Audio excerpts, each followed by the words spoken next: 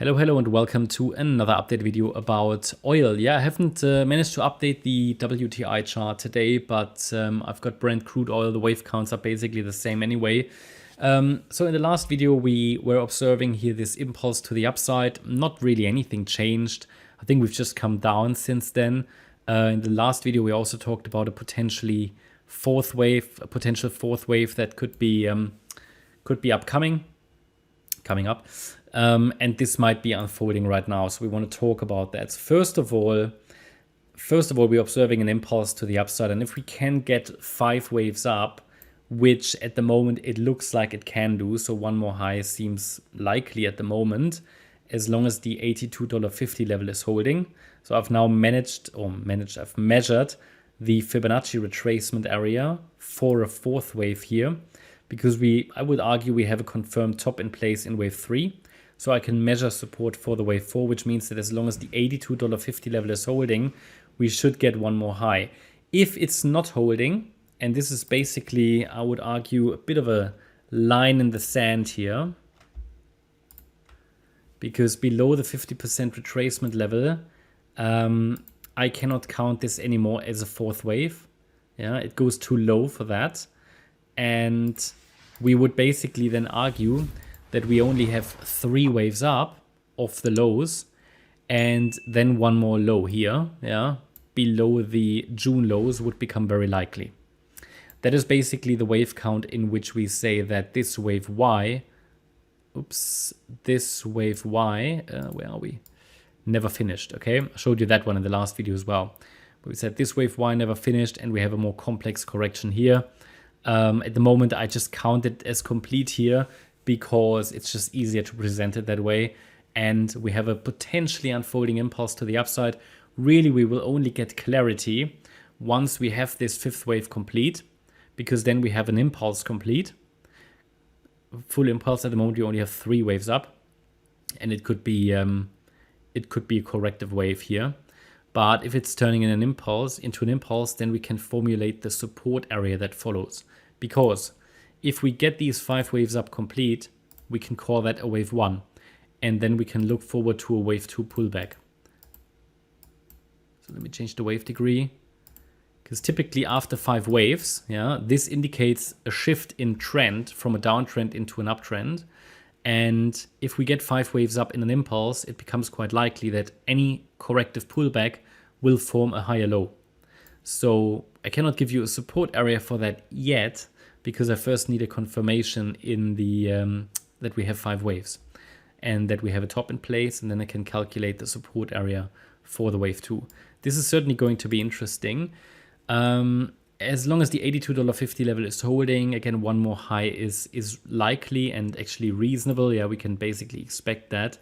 And it seems as if we are in the 4th wave. I would like to see that 4th wave get at least into the region here between $89.22. Well, to reach at least $89.22, that would be ideal. I mean, what about the micro count? Let's take a look at maybe the 1 hour chart here. If we can figure out where we are here in this move to the downside. So, I mean, let's see. I mean, best I can tell. I mean, it seems like we have a 3 wave move down complete, but it's not deep enough yet to really be a complete wave 4, I would say. So looking at it first glance, I would say that we had here a wave W, an X wave. Let me see, X wave probably, and then the Y wave to the downside. And I changed the wave degree here. So, and then within this Y wave, seems to me as if this here, let me see, oh, is it another WXY? It looks very messy, this correction. So maybe even a WXY within WXY.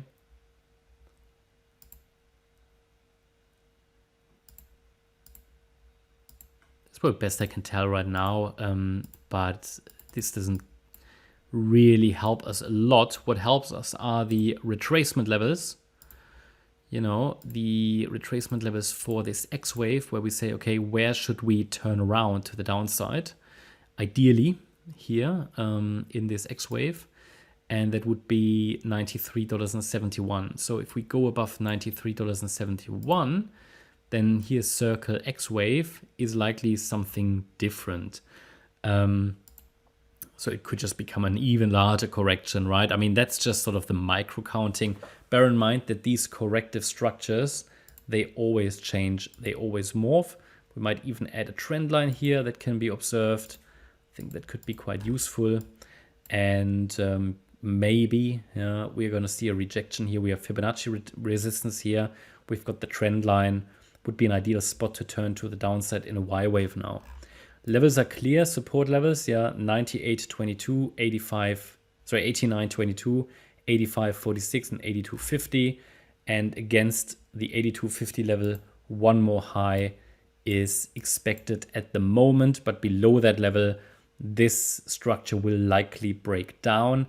I will not be able to call it an impulse then. It would only be a 3-wave move up, and we will make another low with a high likelihood, Nothing is for certain in these markets.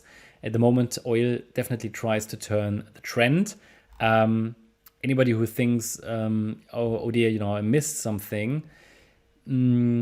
Well, see, in the following wave 2, we should actually get into these price regions anyway, even lower.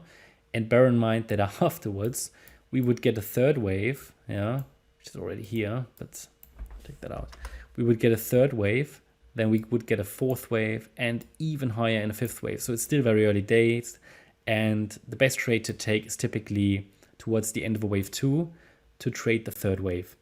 So that's sort of my current view of the oil market. Next time I will have WTI prepared as well, but basically the wave count is the same.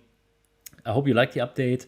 If you did, please hit the like button, leave a comment and subscribe. And if you really like the content, then please check out the channel membership. Thanks a lot for watching. Bye-bye.